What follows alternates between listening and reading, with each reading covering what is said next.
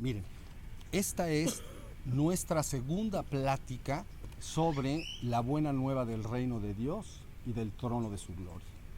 En esta oportunidad me gustaría comentar específicamente el segundo capítulo del libro, que se llama La ilusión. Pero antes de comentar este capítulo me gustaría que repasáramos de manera muy simple y sencilla, de manera superficial, lo que dijimos en la primera plática. Lo que dijimos en la primera plática trató, como recuerdan, del primer capítulo del libro, que se llama La verdad y la ilusión. ¿Okay? Dijimos entonces que ese capítulo exponía el marco teórico mínimo, pero suficiente para guiarlos a todos hasta la verdad completa, hasta el reino de Dios, hasta el reino divino o Dios. ¿Ok? Entonces comentamos en esa ocasión y dijimos, el reino divino debe ser entonces concebido como Dios en sí mismo, Dios mismo o Dios en sí mismo. Luego dijimos sobre el reino espiritual que para efectos de estudio y comprensión, como iremos viendo en el futuro, se podía dividir en dos grandes ramas. Un reino espiritual puro, ascendido y de luz, y un reino espiritual impuro, caído u obscuro. Luego dijimos entonces sobre el reino material, que era el reino que nosotros podemos percibir a través de los 5 sentidos físicos. Luego siguió la plática y comentamos algo sobre la verdad. Dijimos, la verdad a que este marco teórico se refiere es la verdad absoluta. Y solo se puede relacionar esta verdad absoluta al reino divino. ¿Ok?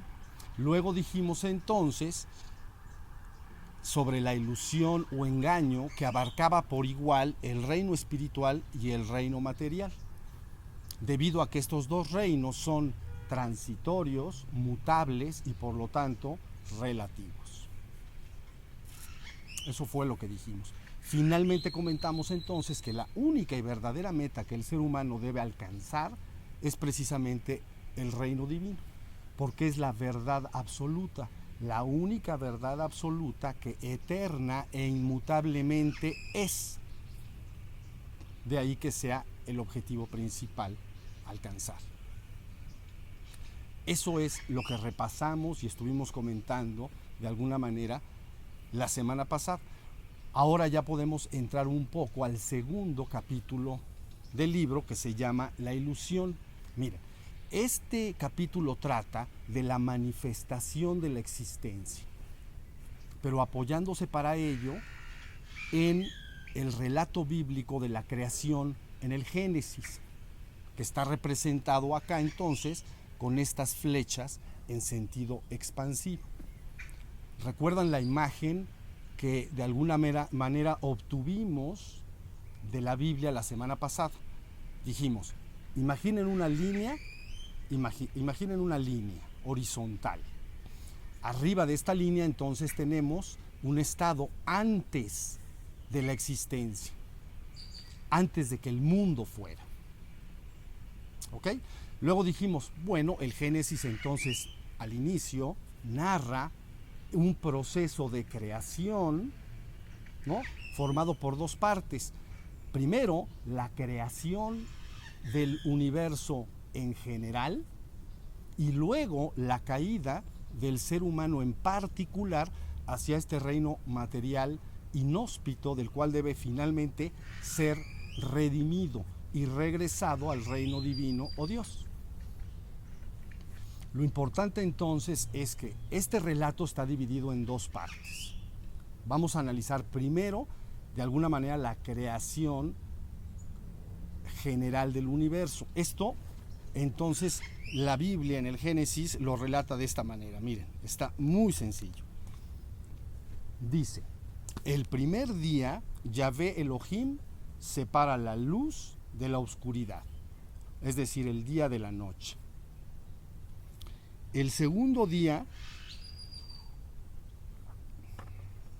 separa el cielo de la tierra. El tercer día separa la tierra de los mares y aparece el reino vegetal sobre la tierra. El cuarto día entonces separa el sol para dar luz al día, de la luna y las estrellas para dar luz a la noche. El quinto día entonces aparece el reino animal en los mares y sobre la tierra. ¿Ok? Luego dice, el sexto día Yahvé Elohim dice, hagamos al ser humano a nuestra imagen, como semejanza nuestra. Creó pues Yahvé Elohim al ser humano a imagen suya. A imagen de Yahvé Elohim los creó. Macho y hembra los creó. Eso es lo que dice el sexto día. Finalmente entonces en el séptimo día dice, dado por concluida su obra, cesó toda labor y descanso. Tómese en cuenta también que aparte de esta narración bíblica existen otras narraciones extrabíblicas, llamadas de alguna manera apócrifas u ocultas, pero altamente estimadas en los primeros siglos de la era cristiana. Entonces, ahí se explica, por ejemplo, que ya desde el segundo día de la creación hubo una gran batalla en los cielos, es decir, en el reino espiritual. Este relato ustedes lo conocen de una u otra manera, estoy seguro que lo conocen, y lo pueden precisamente localizar en el Apocalipsis de Juan al final de la Biblia. Miren, el relato es sencillo, se enfrentan dos bandos, ¿ok? Entonces el arcángel Miguel y sus ejércitos luchan, ¿no? Y finalmente expulsan del reino espiritual a Satán y a todo su ejército y lo precipitan a tierra, lo avientan a tierra. Y hasta sus partes más inferiores, el reino espiritual caído. Eso es lo que dice. Esos documentos, eso es lo que dice. Entonces, tanto el Génesis como estos documentos lo que nos están mostrando es un proceso de creación existencial de la existencia en un proceso descendente, tal y como estamos viendo en estas imágenes, en forma expansiva, es un proceso que desciende. Hasta ahí entonces el relato de la creación del universo en particular, ¿ok? Luego entonces viene la caída del ser humano a este mundo material inhóspito del cual debe ser finalmente redimido. ¿Sí? Este relato ustedes lo conocen muy bien en el relato mítico o mitológico de Adán y Eva y la expulsión del jardín del Edén. ¿Ok? Cuando yo me estoy refiriendo a relato mítico, mitológico, no me estoy refiriendo a mito como sinónimo de falso. ¿Ok?